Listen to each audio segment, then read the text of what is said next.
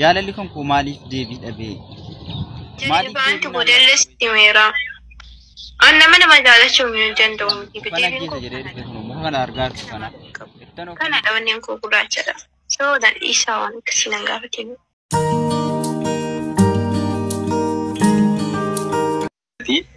Yoo laayifii ni qabaatee fakkeenyaaf namni nama jaallatu ni qaba. Siiras jechuudha.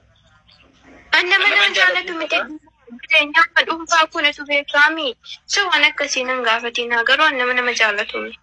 Onneen koo akka namaaf hin qabu. Kana dhawanneen koo gurraachadha. Sababa isaa waan akkasii nan gaafatiin.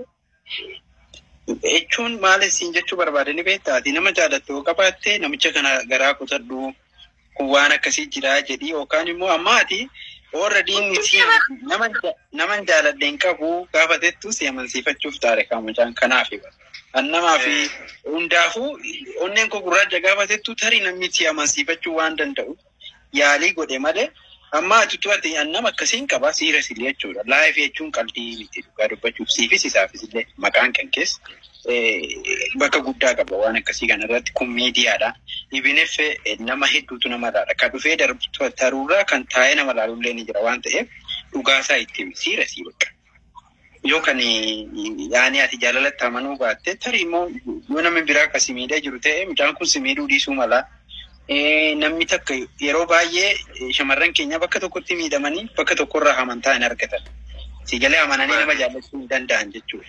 Yoo sanaaf sodaa sanaaf ta'e atillee yoo mucaan kun siirasii jaallata taanaan akka kiyyatti garaan na jibbaa viidiyoo isaa nama hedduuti istoorii irra godhatee naan laalee just bakka natti dhaga'ame. Silaati haasoftee hin baaftu nin beeka mala kee waan jiru immoo akkuma isaatti kun ajandaa ta'uu deema guddachuu deema dubbiin kun waan ta'eef ati ilaaliiti dafiiti bakka itti godhisiin jechuumaaf.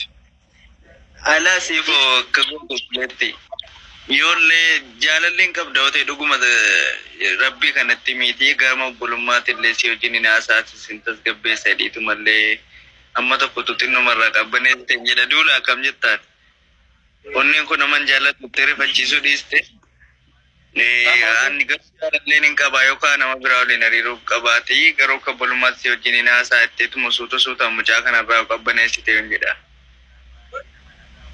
Tarii immoo sanii isinis mee sanarratti maal jetta siifo? Ani itti meeraa bara mucaa kana duriitiin osoo dubbiin kun hin bal'atiin itti mee akkuma inni bidiyoon irratti waraabu eegalee guyyaarraa bidiyoo waan inni irratti waraabu nama baay'ee sheerin itti godha. Unkaan bidiyoon isaa kun biyya illee gahee jira wallahi nama baay'ee na gaafate biyyaatti illee. Osoo ittiin booddee dubbiin kun hin bal'atiin jedhee baanti modeelli istimeera. Anna mana magaalachuun hin danda'u miti deebiin koo kanadha. So bakka ani ko akka namni na dhiisuun barbaada akka namni narratti viidiyoo waraabne barbaade jechuudha sana. So namni waan barbaade naan jechuu hin danda'u nama baay'ee na arrabsaa ture.